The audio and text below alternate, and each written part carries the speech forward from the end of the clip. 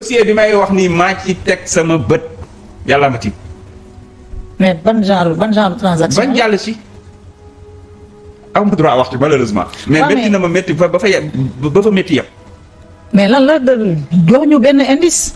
xam naa ne daal yàlla bëgg nañ dañ jàll ci yeneen dossier parce que li fi nekk ci ay scandale bu ñu ko naree wax émission bi di jeex. mais li ma ci xam man te man xam naa ne li ma ci xam peut-être c'est 1%. mais xam nga boobu ba tey yéen a ngi xupp yéen a ngi annonce yéen a ngi wax ay scandale mais doo leen teg lu concret. waaw léegi doo ma jox liste ñu daw génn réew. nga am nga liste. man am naa liste ñu daw génn réew. xam nga bu baax li ma lay wax. man nekkuma police nekkuma gendarmerie. xam nga bu baax li ma lay wax police de l'air et des frontières. yaa ngi jokkoo ak ñoom mel waaw. jokkoo kan. duñ la jël si du tiit mais dama ne. yaa ngi jokkoo ak ñoom. mais bu baax li ma la wax. man dama xam ku génn réew.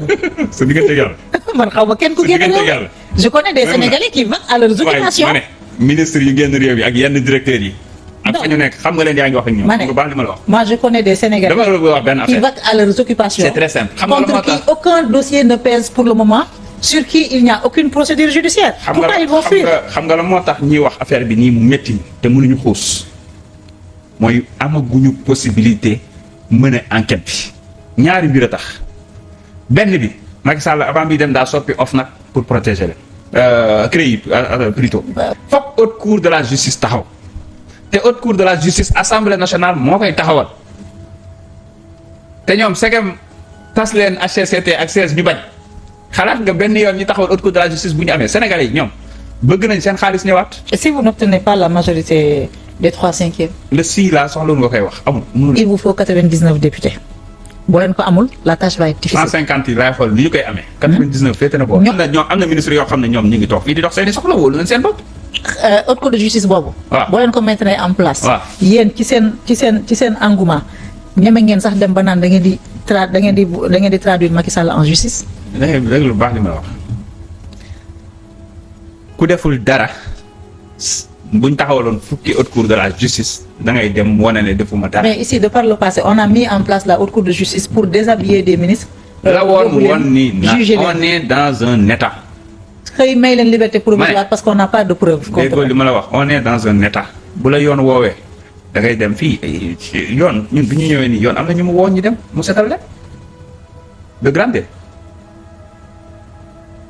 nga yaakaar ne bu fekkoonte ne ñun ñoo naan leen ba kii jàpp ko tëj noonu lay demee parce que ils sont assez libres yow xool nga bu baax magistrature bi ni ñu ko changé xool nga bu baax procureur ak yeneen ni leen tànnee nga war a xam ne ñun dañu bëgg a teg loo xam ne ñun bu ñu bëggoon sax abusé wu sax ci justice duñ ko mën c'est ça l'objectif. on a mis des garrots encore une fois ba tax na fii ku fi yoon woo nga dem soo defee di nga justifier bu dee yaa da nga fautif yoon teg la war a teg. waaye boo justifié ñi gis ne ay na yowoon li ñu la diiñ defoo ko ñu bàyyi la nga dem te y a des exemples palpables. donc haute cour de la justice koo xam ne bañ la dénkee alalu askan wi doxaloo alalu askan wi yaa xayti looy daw bay daal looy tiit looy ragal ci haute cour de la justice au contraire da ngay setal sa bopp te xam naa après sax dina la jox une virginité politique boo xam ne tu peux positionner comme chef de l'opposition. xam nga boo leen li ngeen di wax naan da ngeen détaché da ngeen am détachement ci justice bi que justice bi léegi dafa indépendant doon mat boo leen doon wax sur la base de rapports déjà établis et déjà pris en charge par la justice mais yéen da ngeen di nekk di déflorer le contenu des rapports parfois vous prenez l'opposition la position de nu mu tudd du procureur dinañ leen tëj def nañ lii mais yéen mën ngeen ñëw ci seen audit. ngeen kan la ñu wax dañ koy tëj. si chaque jour Ousmane Sonko. déedéet chaque jour xam nga nag gis ngeen xam naa ne moom ñun dañoo baax rek mais bu ñu leen doon topp ci diffamation. diffamation ngeen beesal kaso. mais chaque jour Ousmane Sonko. bàyyi ma expliquer la rek. teg benn cas dama ne.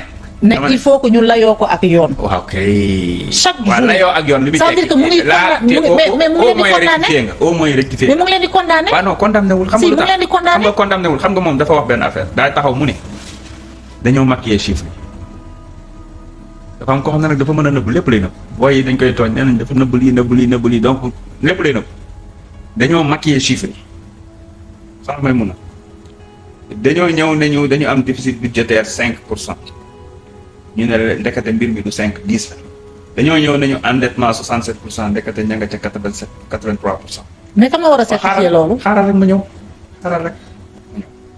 te li ma lay wax ni en 2018 président Ousmane Sonko waxoon na ko ba bindoon ci FMI comme tey boo liree lettre bi comme tey